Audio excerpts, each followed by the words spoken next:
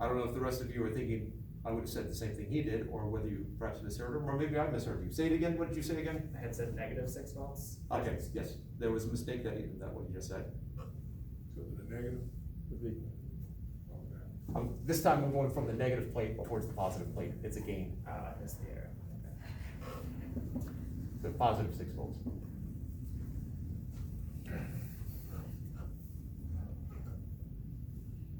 Yeah, I've asked this on, there was a test question, might actually be a master set question now. I had a test question where I did something like this. And, except for one of them I asked what's the voltage between these 2 points, and the next one I asked what's the potential difference between, electric potential difference between these 2 points. And I wasn't quite sure whether people messed up.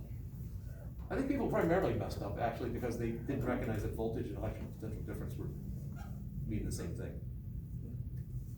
But limited time to ask as many variations of the same question. And this scenario right here will lead very nicely into the next chapter, where we start dealing with capacitors, and we'll deal very nicely with the lab that you'll be doing on Thursday. So first, any questions before we start talking about tests and neat junk like that?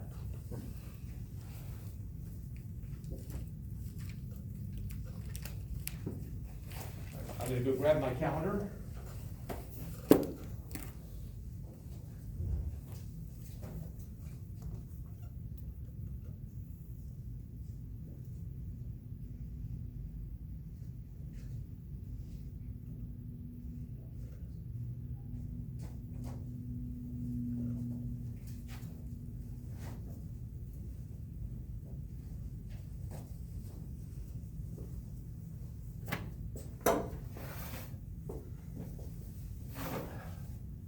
Today's the 8th.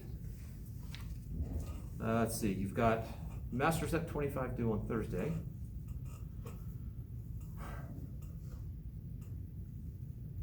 All right, so we can do the quiz and flash on 26, or considering the test is the next thing, we could skip those quizzes. I still want the Master Set done. I guess it comes down to it, when do you want the test? Next week, week after? You want me to just make something up? I got 2 nods on that one, all right.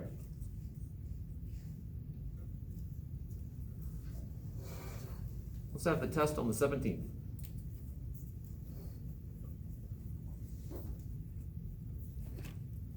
Chapters 23 through 26. Now, if you're looking at old tests, some of the tests will say chapters 25 through 28. Obviously, that was the previous textbook. There are some questions that dealing with parallel plate capacitors on some of the test 1As. The previous textbook started into capacitors a half a chapter earlier than this textbook does, in that sense. So the stuff that is in near the beginning of chapter 27 in this textbook was like the second half of chapter 28 in the old textbook. So you'll see some questions on the test 1A that will actually be for test 1B for you. And it's primarily capacitors. Yes, it'd be around capacitors, parallel plate capacitors specifically.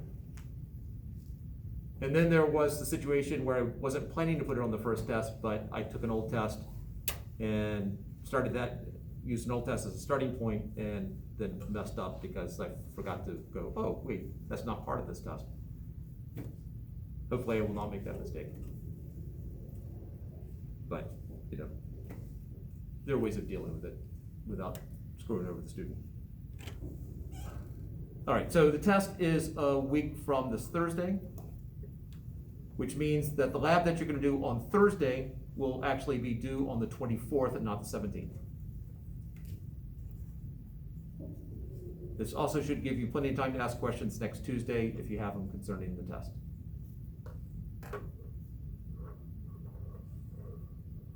Sometimes get questions about how to study for the test, and I recommend looking at the old tests. when we get it back for partial credit, do we have a week to fix the partial, or to fix our incorrect answers? Yes, there are test corrections. I typically give 2 weeks, but, Okay. you know, for the test corrections, because, you know, some of you have lives, maybe, outside of physics. It's hard to believe, but sometimes it happens. Or if you have kids, you have no life out of that. Nap time. Was that? Nap time. Yeah. If you have kids, that doesn't exist either.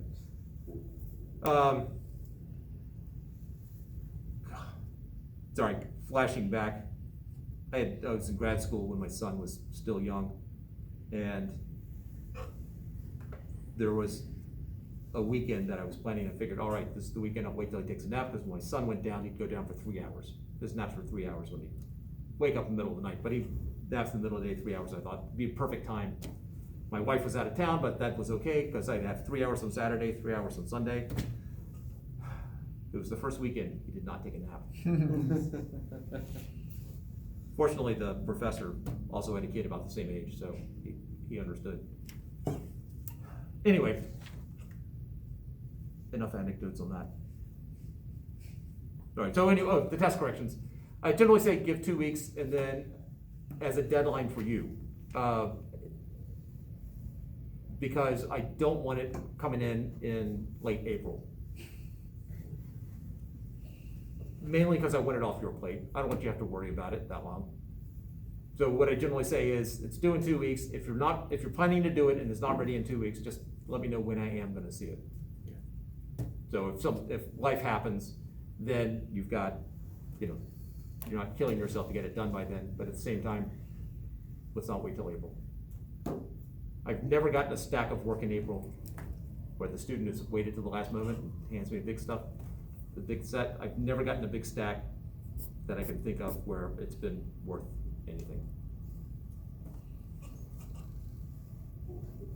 Yeah, part of that is why it's possible on a 4.0 scale to get a -2 on some labs, because of people who handed in, here, let me just hand it in with my name on it, and that's it. Anyway. All right, so the quiz on 26. Do you want the quiz or not? Do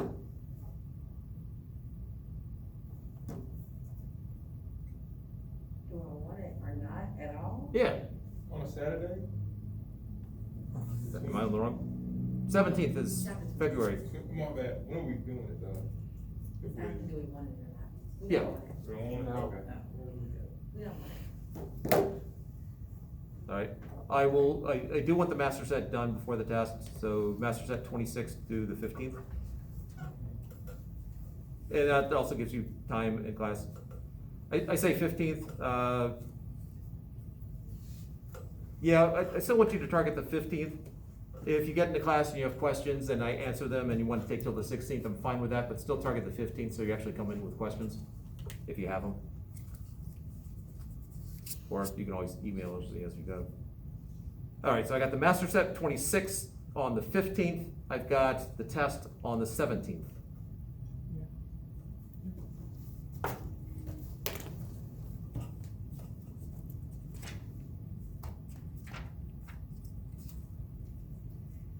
And what chapter are you teaching on the 15th? On the 15th, if there are no questions, then I will be in chapter 27. And there was that one semester where I actually finished all the material for the second test before we actually taken the first test. Yeah, that was a bit, that's one of the reasons why I didn't push the first test off longer, because I really don't want to do that again. Right, they rolled with the punches, but I prefer there not to be punches on that.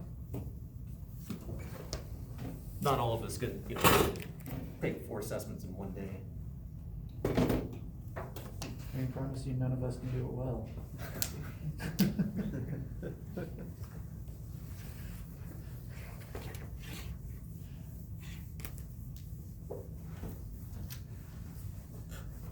my IT gigs, I was supposed to be inputting or dealing with what's called master data in the system. At some point, when we finally got things settled, there were 6 people doing the job that I was doing by myself. And, which almost sounds impressive unless you think about the fact that I was just doing a sucky job, because there's just way too much for me to do. Also, I didn't know how to do half of it when I first started, making it even a bigger backlog.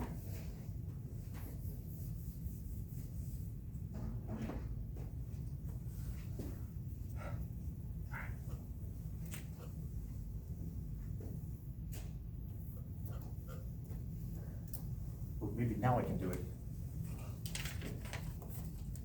I had this problem in the other class where, in the 152 class, where suddenly I blanked on how to spell Kirchhoff. Some part of me thinks there's 2 H's, and part of me thinks there's only 1. I'm hoping. 2 H's, all right.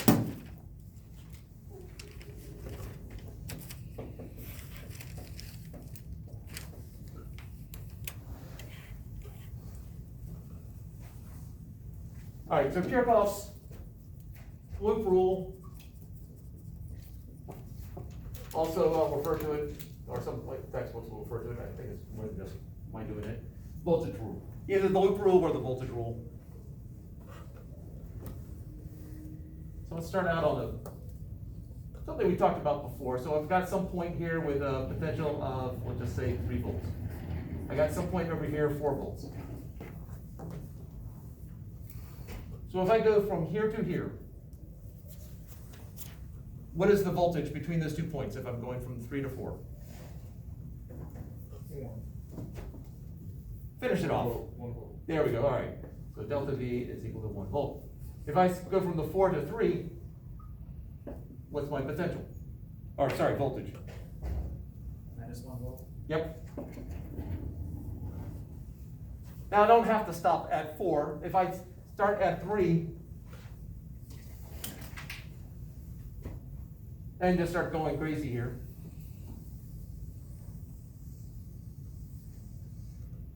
And end up back where I started, what's my difference in the electric potential? 0. Yeah. That's the essence of the Kirchhoff loop rule, is that if I start at any point and I end up back at that same point, the total potential difference is 0. Which seems relatively obvious. But let's actually apply it. So I guess to semi-formalize it, delta V from A to A is equal to 0. Regardless of path.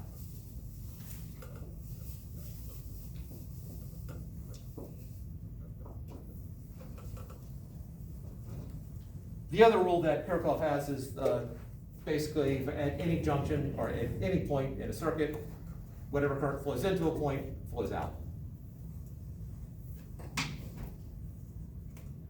So what I'm going to do is I'm going to take a battery here, and so introduce you to the symbol for a battery or a DC power supply, and then I will talk about why some people will disagree with me on this. This is the symbol that I use for the DC power supply or battery. Batteries are DC power supplies. And the reason why some will disagree, actually anyone in here, I've had a student in the past who looked at this and said that's not a power supply. I think it is, but it's just when you talk to some people who use it like AC. And that's just- Not AC versus DC, but this versus that. Don't remember that. Okay. You know, don't remember that. I remember the lines, and I've seen it where they've just done one long line and one short line, but nothing connecting them. Yeah, I'm used to seeing what Okay. you did. I'm used to seeing that. That's it. All right, so just in case you run across it, the purists who deal with this would say this is a power cell, and a battery really requires more than one. And so it would be appropriate for a battery, and this is just a power cell. I don't get into that distinction. I'm nitpicking about too many other things. I'm letting that one go. So I just want to know who was offending by doing this. Okay. On tests, sometimes I do a cut and paste from other documents and they'll have the multiple ones. It's not any different interpretation. I'd say it's a 12-volt battery, however many short, longs I have. All right, so one of these is the positive side, one of them is the negative side. If you look at a battery, there's a plus and a minus to it. There's the high potential and the low potential. The memory trick that I use, the one that's stuck, is that making a plus sign takes twice as much ink as a minus sign.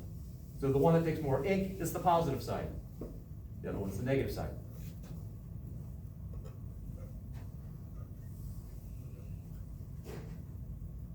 Plus is big, minus is small. Plus is big, minus is small. Yeah. I also sort of view it like an arrow. Current is going to flow this way. I know currents, we're not there yet. Current's going to flow that way, and I sort of view it as, you take an arrow and then straighten it out, but that tells me the direction of current flow.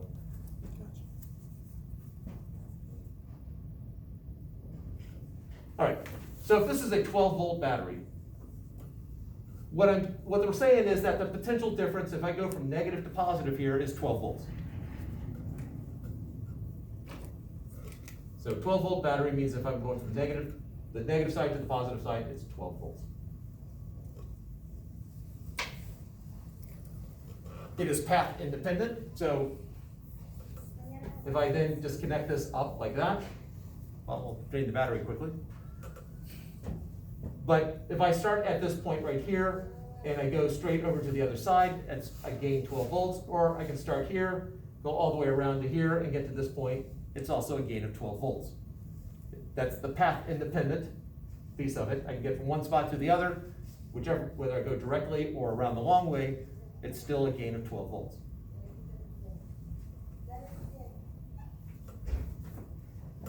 So now, I'll take this, and I'll attach 2 parallel plates to it.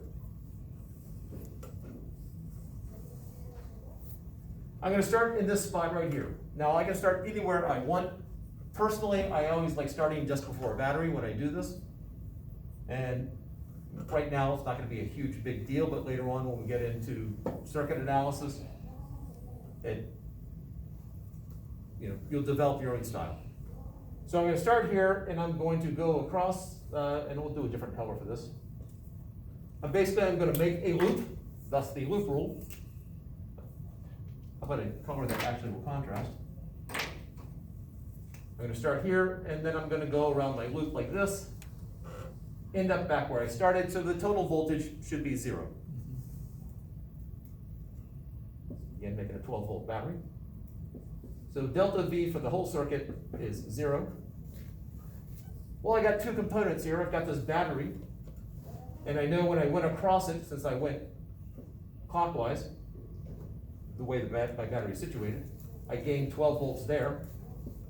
And then I'm going to have some potential drop or gain across here. I have some voltage across this. I can put a little delta V sub C, because that's a capacitor. So 12 plus again, going across like that, plus delta V sub C is equal to 0. So when I'm doing the circuit, yes, there are wires here, but I'm assuming that the wires are perfect and ideal. Depending on what you do, I know that I worked with a woman when I was teaching high school who used to work for Cray Computers, and I don't know if Cray is still around or not. They were the maker of supercomputers in the 80s, probably 90s. When they're making their supercomputers, the length of the wire mattered. Matter of fact, they hired what was termed at the time midgets.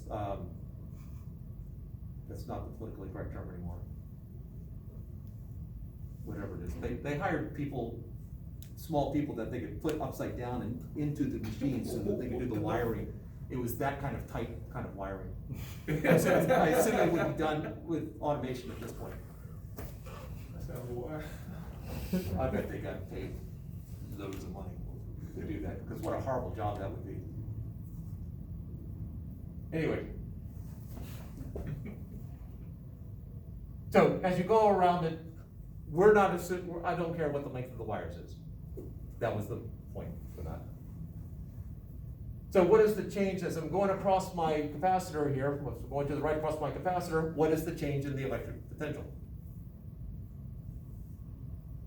Have to be negative 12 volts. It has to be. So I'm gonna lose 12 volts going across this. Let's see if that matches sort of what we talked about before in terms of the high side and the low side.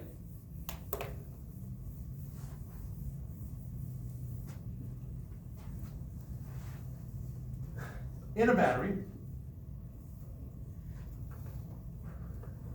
in the classic battery, I've got a partition here. We'll just say that this is the plus side and this is the minus side. Sort of, I think for a 9-volt battery, the widespread one is the negative side. The negative side has a whole bunch of electrons that can be, or if they're attached to something, they can easily be stripped away, or it's just this mesh of negative charges over here. Here you have a bunch of positive ions.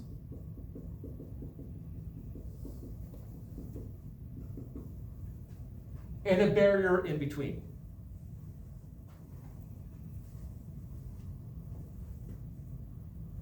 If you connect it, these electrons hate each other because they're all the same charge. Positive charges hate each other also, but it's a bunch of protons. They're not really going to move particularly easily. So I got a bunch of negative charges here that hit each other, and as soon as I make a connection, not only do they get away from each other, but they have some place to go over here. So what's going to happen immediately is that the electron in the wire here is going to come in and join up with one of those positives down there, and that's going to create a hole. A place where an electron used to be, which will soon get filled by the next electron, and that will create a hole which will soon fill up with another electron. And basically, there's this chain reaction. It's more than just one at a time, but the essence is still there. So basically, you have this hole traveling the way I've drawn it, clockwise, and the electrons moving counterclockwise. And this goes with the idea that it's the electrons that are moving. So the electrons would then flow ultimately through the wire.